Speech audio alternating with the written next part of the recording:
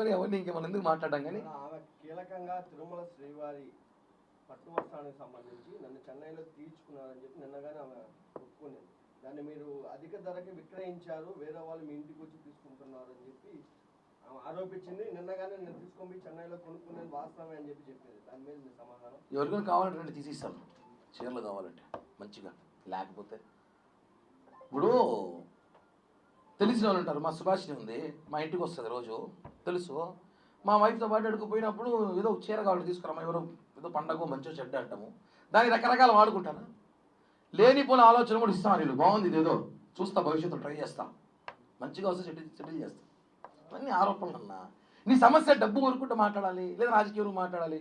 చీరలు ఇచ్చినాడు, జాకెట్లు అమ్మినాడు, గాజులు అమ్ముకున్నాడు, బండిపోయిన కిల్లీలు అమ్ముకున్నాడు, కొండపై టికెట్లు అమ్ముకున్నాడు. పట్టుకో, టికెట్లు అమ్మితే పట్టుకోవచ్చుగా, ప్రభుత్వం ఉంది కదా, పోలీసులు ఏం చేస్తున్నారు, పట్టుకోవచ్చుగా. ఆరోపణలు ఏమైనా చేయొచ్చు, ఎట్టో గంజా ఏమైనా చెప్పలా, అది కూడా చెప్పుకుంటే పని అయిపోయింది. అదే బాధ అన్న, చాలా బాధ. మా వైఫ్ని, నాకు కావాల్సిన మా ఫ్రెండ్స్ని, నా బంధువుల్ని, నా పిల్లల్ని కూడా మాట్లాడడం అంటే అర్థం చేసుకోండి. కిరణ్ రాయల కుటుంబాన్ని నాశనం చేయాలని ప్రయత్నం చేశారని చెప్తున్నాను కదా. నేను దీనికన్నా ఎమోషనల్ కాలేను, నాకు ఎమోషనల్ తెలియదు బేసిక్గా. చాలా నాశనం చేయాలి, కిరణ్ రాయల కుటుంబాన్ని నాశనం చేయాలి అన్న ఒక ప్రయత్నం దాంట్లో చేసిన భాగమే కాదు చెప్తున్నాను. నేను నా కుటుంబం కాబట్టి నిలబెట్టాం. లేకపోతే ఈ పాటికి మీకు తెలియదు. మీరందరూ కిరణ్ రాయల ఈ మధ్య ఈ ప్రెస్ మీట్లో దాన్ని ఈ 10 రోజుల్లో చూస్తారు. ఈ 10 రోజుల్లో మేము ఎంత మానసికంగా నలిగిపోయామో మాకు మాత్రమే తెలుసు. నిన్నటి రాత్రి వరకు కూడా సరిగ్గా నిద్రపోని రాత్రులు గడిపాం మేము. అంటే అన్న, అప్పు వేరు, మర్డర్ వేరు, జైలుకి వేరు. ఆరోపణ చాలా కష్టం, నిందలు భరించలేవు.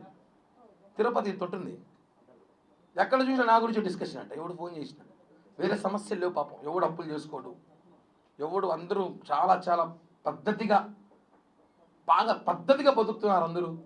నా గురించి మాట్లాడాలి అందరూ కూడా. అన్ని విషయాలు బయటకు వస్తాయి. నేను కూడా సమయం సందర్భం చూసి మాట్లాడతాను, అంతే.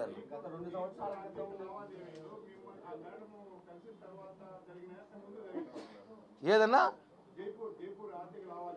అన్న 2015 నుంచి 2019 దాకా జరిగిన లావాదేవీలు అవన్నీ. జైపూర్ ఇష్యూ 2021 కేసు, అది మాకు సంబంధం లేదు. అది మాకు సంబంధం లేదు.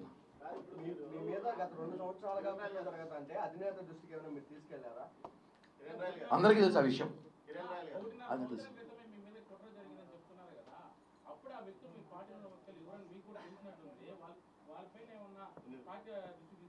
అలా ఇప్పుడు నేను నీ పేరు చెప్తే నమ్మంటే నమ్మరు కదా, బయటకు వచ్చా నమ్ముతారు. ఇప్పుడు నమ్ముతారు.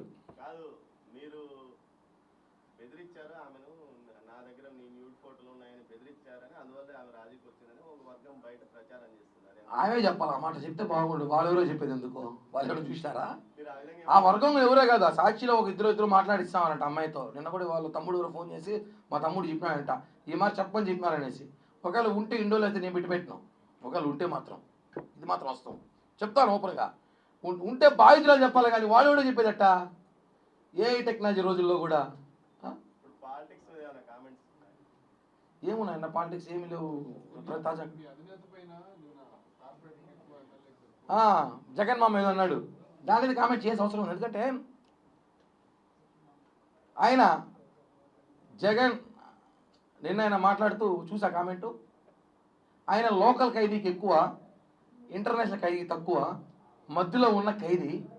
ఆయనకు ఒకటే చెప్తున్నా, చెస్ ఉంటుంది కదా, చదరంగం గేము.